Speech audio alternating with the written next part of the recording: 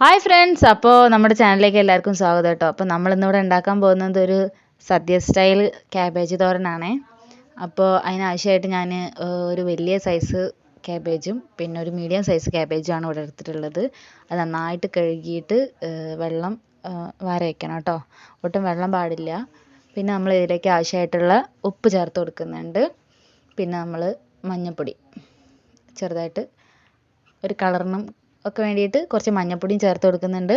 പിന്നെ ഒരു അരമുറി നാളികേരമാണ് ഞാൻ ഇവിടെ എടുത്തിട്ടുള്ളത്, അതും ചേർത്ത് കൊടുത്ത് പിന്നെ അതിലേക്ക് പച്ചമുളക് ഇട്ട് കൊടുത്തിട്ടുണ്ട്. ഇത് നന്നായിട്ട് മിക്സ് ചെയ്ത് വെക്കുക കേട്ടോ.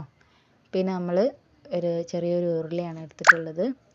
അത് ചൂടായ ശേഷം അതിലേക്ക് നമ്മൾ ആവശ്യത്തിനുള്ള എണ്ണ ഒഴിച്ച് കൊടുത്തിട്ടുണ്ട്. അതൊന്ന് ഇനി ചെറുതായിട്ട് ചൂടാവണം കേട്ടോ.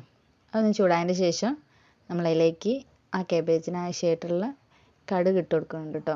കടുക് പൊട്ടിയപ്പോൾ ക്യാമറമാൻ ഓടിയതാണ്, കുഴപ്പമില്ല. അപ്പോൾ നമ്മൾ കടുകൊക്കെ പൊട്ടി കഴിഞ്ഞു. പിന്നെ നമ്മൾ അതിലേക്ക് ഉഴുന്ന് പരിപ്പും പിന്നെ നമ്മുടെ സാദാ പരിപ്പുമാണ് ചേർത്ത് കൊടുക്കുന്നത് കേട്ടോ. പിന്നെ ഒരു 5-6 ഉണക്കമുളക് പൊട്ടിച്ചിട്ടിട്ടുണ്ട്.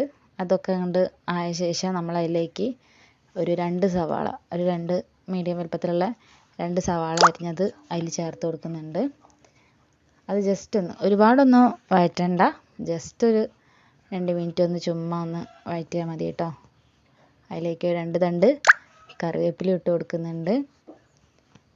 അതൊന്ന് ആയതിൻ്റെ ശേഷം നമ്മൾ ഈ മിക്സ് ചെയ്ത് വെച്ച ക്യാബേജ് അതിലേക്ക് ഇട്ട് കൊടുക്കുകയാണ് കേട്ടോ ചെയ്യുന്നത്. മൊത്തം ക്യാബേജ് നമ്മൾ അതിലേക്ക് ഇട്ട് കൊടുത്തതിൻ്റെ ശേഷം നന്നായിട്ട് മിക്സ് ചെയ്തതിൻ്റെ ശേഷം നമ്മളതിൽ എന്താ പറയുക മൂടി വെച്ചിട്ട് 2 മിനിറ്റ് ഒന്ന് മൂടി വെച്ചിട്ട് വേവിക്കുക. ബാക്കിയൊക്കെ നമ്മൾ തുറന്ന് വെച്ചിട്ട് വേവിച്ചാൽ മതി കേട്ടോ. അല്ലെങ്കിൽ മുടിയിൽ നിന്ന് ആവി വന്നിട്ട് വെള്ളം ഇറങ്ങിയാൽ ഇതിൻ്റെ ടേസ്റ്റ് പോവും. അപ്പോൾ അങ്ങനെ ഇത് ഞാൻ മോൻ്റെ സ്കൂളിൽ ഓണപ്പരിപാടിയൊക്കെയാണ്, അപ്പോൾ ഏതായാലും അവിടേക്ക് കൊണ്ടുപോകാമല്ലോ വെച്ചിട്ടുണ്ടാക്കിയതാണ് കേട്ടോ. അപ്പോൾ പിന്നെ ജസ്റ്റ് വീഡിയോ എടുത്താണ്. അപ്പോൾ അത്രേ ഉള്ളൂ.